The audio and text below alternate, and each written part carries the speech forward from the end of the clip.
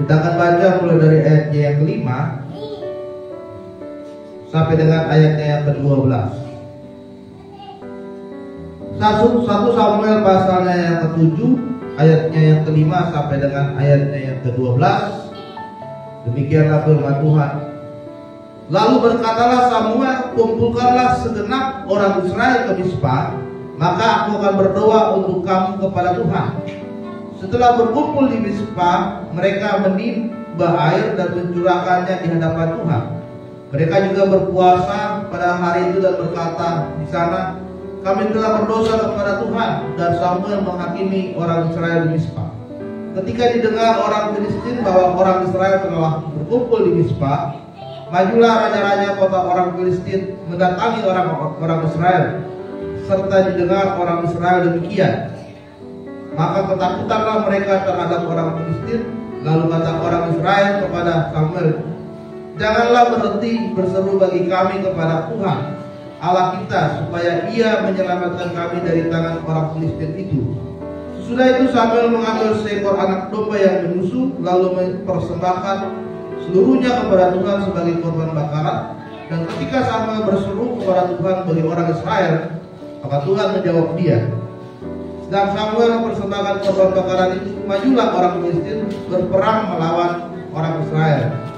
Tetapi pada hari itu Tuhan mengguntur dengan bunyi yang hebat ke atas orang Filistin dan mengacaukan mereka, sehingga mereka terpukul kalah oleh orang Israel.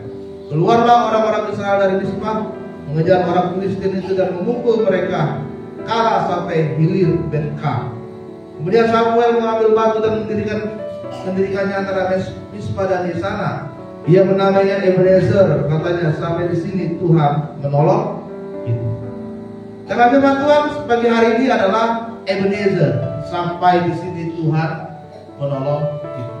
Saudara, firman Tuhan yang kita baca pada saat itu adalah peristiwa bagaimana orang-orang Filistin mereka melakukan penindasan kepada bangsa Israel. Ya. Selama 20 tahun lebih bangsa Israel itu berada di bawah penindasan orang-orang Filistin. Dan pada saat itu Samuel berkata kepada bangsa ini bahwa jika Tuhan ingin menolong hidup mereka, maka mereka harus dekat kepada Tuhan. Oleh sebab itu saudara, ketika Samuel berkata kepada bangsa ini, kemudian bangsa ini memohon pertolongan dari Tuhan, maka yang dilakukan oleh bangsa ini adalah mereka kembali lagi kepada Tuhan. Ya, mereka meninggalkan dewa-dewa yang sebelumnya mereka sembah selain Tuhan. Mereka meninggalkan Baal, mereka meninggalkan Ashtoreth dari hidup mereka, dan mereka kembali kepada Tuhan. Bahkan firman Tuhan yang kita baca tadi, mereka berdoa, bahkan mereka berpuasa dan memohon agar Tuhan menolong hidup mereka. Dan Samuel pun juga berdoa kepada Tuhan. Dan apa yang terjadi? Ketika mereka sudah berperang melawan bangsa Filistin, tiba-tiba Tuhan dari langit mengeluarkan suara yang begitu besar, keras. Lalu bangsa ini pun hancur dan pergi, dan mereka bisa dihancurkan oleh bangsa Israel. Kemudian Samuel membangun mesbah persembahan dan dia berkata, Ebenezer, sampai saat ini Tuhan masih menolong. Ebenezer itu artinya sampai saat ini, kita berada di akhir tahun ini, kita masih melihat bahwa pertolongan Tuhan itu ternyata masih ada dalam hidup kita. Tuhan tidak pernah meninggalkan kita kelaparan, Tuhan tidak membiarkan kita kehausan, Tuhan tidak membiarkan kita jatuh tergeletak sekalipun, bahkan sampai meminta-minta. Karena Tuhan itu begitu mengasihi kita, saudara. Dia Allah yang mengerti setiap yang kita alami saat ini. Bahkan dia tahu apa yang menjadi kerinduan hati saudara pada saat ini.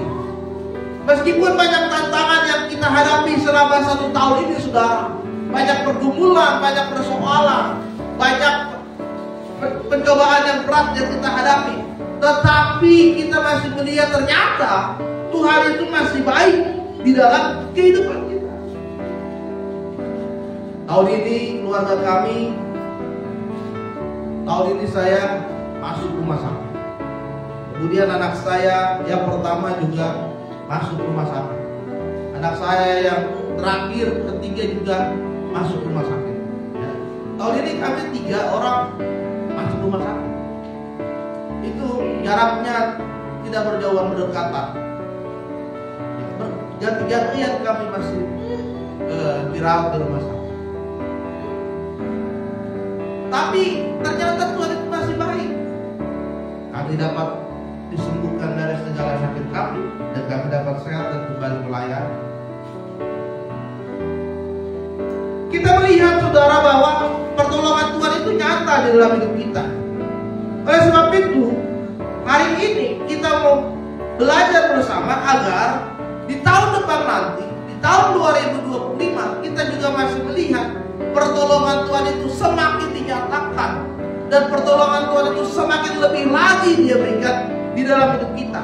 Oleh sebab itu, ada 3 hal yang harus kita lakukan agar Ebenezer terjadi di dalam kehidupan kita sampai kita memasuki tahun baru nanti.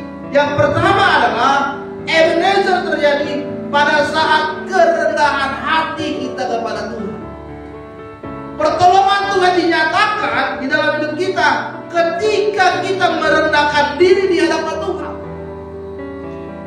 Bangsa Israel, mereka meninggalkan Tuhan. Mereka merasa diri mereka sudah paling hebat tanpa Tuhan. Mereka bisa melakukan apapun tanpa Tuhan. Bahkan mereka menyembah dewa lain selain Tuhan. Mereka menyembah Baal, mereka menyembah Asmoret dan yang lainnya. Tapi mereka tidak menyadari bahwa hidup mereka itu tidak bisa apa-apa tanpa Tuhan.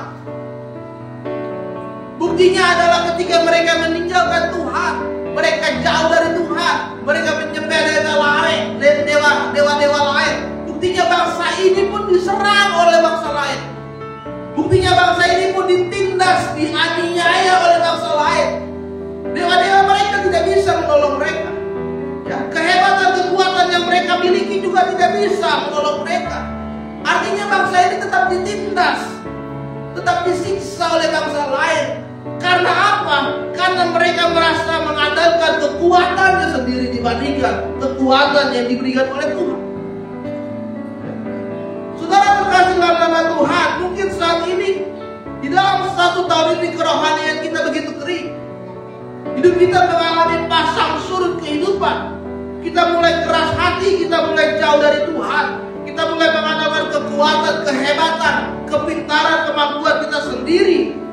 Ya, tanpa kita sadari bahwa Tuhanlah yang menjadi sumber dari segalanya ini.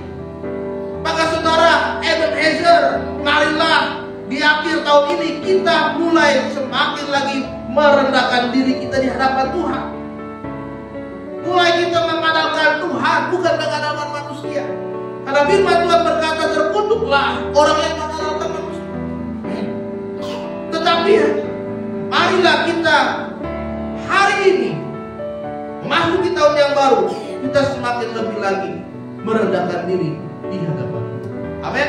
Amin. Yang kedua saudara, jika Ebenezer terjadi di dalam hidupmu, yang kedua adalah harus menghasilkan pertobatan. Ya. Ketika Samuel berseru kepada bangsa ini, kemudian apa yang dilakukan? Firman Tuhan katakan, kami telah berdosa kepada Tuhan. Bangsa ini sadar bahwa mereka sudah berdosa, mereka sudah bersalah. Oleh sebab itu mereka mengaku, Tuhan, kami sudah berdosa, kami sudah bersalah. Maka bangsa ini pun meninggalkan berhala-berhalanya. Kemudian mereka kembali kepada Tuhan. Untuk memasuki tahun yang baru, saudara, mari kita mulai hidup kita dengan pertobatan yang benar dan sungguh-sungguh di hadapan Tuhan. Salah seorang bernama John Carlos Riel berkata, tidak ada pertobatan di dalam kubur. Tidak ada pertobatan setelah napas terakhir ditarik. Ya. Ketika kita sudah meninggal, tidak ada lagi pertobatan. Ketika kita sudah berada di detik-detik terakhir kita, sudah tidak lagi ada pertobatan. Sekaranglah waktunya. Ketika saudara masih hidup, masih sehat, masih kuat, sekaranglah waktunya supaya kita memulai hidup yang baru. kembali dari kegelapan menuju kepada terang Kristus, memasuki panggilan Tuhan di dalam hidup kita. Karena saudara, gereja itu bukan hanya soal gedung, tapi bagaimana hidup kita ini dan hati kita benar-benar kita berikan kepada Tuhan di tahun ini. Mungkin tahun ini kita melakukan banyak hal yang tidak menyenangkan hati Tuhan. Mari kita bertobat. Mari kita berubah. Mari kita kembali di dalam kebenaran dan kekudusan di dalam Kristus Tuhan. Maka kita akan melihat adanya pertolongan dan pertolongan Ebenezer demi Ebenezer. Yang terakhir saudara, jika kita ingin melihat Ebenezer terjadi dalam hidup kita, yaitu kita percaya Tuhan akan memberikan pemeliharaan yang besar. Dalam segala sesuatu kehidupan kita saudara, sesungguhnya ada campur tangan Tuhan yang menolong hidup kita. Orang yang percaya penuh kepada Yesus pasti menaruh pengharapannya kepada Tuhan, yang menerima berkat, yang menerima pertolongan, yang menerima mujizat, yang menerima kuasa dari Tuhan. Dan orang yang percaya dalam pemeliharaannya Tuhan pasti akan melakukan kebiasaan-kebiasaan yang baik. Tema GBI kita tahun depan adalah melakukan kebiasaan yang baik. Tema GBI secara nasional loh, gitu, saudara tahun depan. Melakukan kebiasaan-kebiasaan yang baik. Kebiasaan itu berasal dari diri kita, dari karakter kita, dari perbuatan kita. Ya. Mungkin selama ini di tahun ini kita kebiasaan kita masih kurang baik, masih suka datang terlambat ke gereja, masih males-malesan pelayanan, ya kan? Kemudian ke gerejanya juga jarang berdoa. Tahun ini saudara, kita mulai tinggalkan kebiasaan kita yang buruk. Kita masuk tahun depan, kita memulai dengan kebiasaan yang baik, dan kita percaya adanya pemeliharaan dari Tuhan. Kalau orang yang percaya kepada pemeliharaannya Tuhan, ya, pasti dia semakin memberikan hidupnya sepenuhnya kepada Tuhan. Samuel ketika dia melihat adanya pertolongan Tuhan, ketika dia melihat bahwa Tuhan menolong bangsa Israel menang melawan bangsa Filistin, apa yang dilakukan oleh Samuel? Dia bangun mesbah persembahan. Dia bakar korban bakaran kepada Tuhan. Dia meninggikan nama Tuhan. Dia memuliakan nama Tuhan, karena dia percaya Tuhan sudah menolong hidup mereka. Dan Samuel berkata, Ebenezer, sampai saat ini Tuhan akan menolong, dan seterusnya Tuhan akan menolong. Itulah yang dinamakan pemeliharaan, saudara. Orang yang dipelihara oleh Tuhan tidak akan pernah ditinggalkan oleh Dia. Tuhan terus akan melihat, Tuhan terus akan memantau, dan Tuhan terus akan memperlengkapi sampai kita betul-betul dewasa dan mencapai kesempurnaan di dalam Kristus. Itu namanya pemeliharaan. Ya. Karena Dia adalah Gembala yang agung. Karena Dia adalah Tuhan yang baik, Tuhan yang baik. Dia tidak akan membiarkan dipelihara masih kecil langsung ditinggal, enggak. Terus akan dipantau, terus akan dilihat oleh Tuhan, sehingga kita semakin melihat adanya penyertaan dari Tuhan. Amin. Amin. Ada satu peribahasa dari orang Batak yang menyatakan, saat solu, saat matu botian di geras, leleng mah kita mangolu di ramo di Tuhan, tortis jalan horas. Amin. Iya betul. Emang itu dong. Horas. Ya. Sekali lagi. Saat disolu, saat matu botian di geras, leleng mah kita mangolu di ramo di Tuhan, tortis jalan horas. Ya. Kalau saudara tahu, peribahasa ini merupakan sebuah perjalanan dari satu tempat ke dermaga, kemudian menggunakan perahu menuju kepada pelabuhan berikutnya, di mana di dalam perjalanan itu dilindungi oleh Tuhan dan disertai oleh Tuhan, sehingga kita sampai ke dermaga berikutnya dalam kondisi yang sehat. Itu dia, saudara. Ya, itu arti dari peribahasa ini. Artinya segala keberhasilan, segala berkat sudah disediakan oleh Tuhan untuk kita di tahun yang baru nanti. Asalkan kita percaya dan mengandalkan Tuhan, kita percaya akan perlindungan dan penyertaan Tuhan di dalam hidup kita, Tuhan pasti akan menolong hidup kita. Bisa saja Tuhan menguji kita dengan setiap badai ombak kehidupan yang terjadi. Dia ingin melihat bagaimana kesetiaan kita kepada Dia. Tetapi percayalah, pasti Tuhan akan bawa kita sampai kepada tujuan, ke dermaga kita berikutnya. Ya.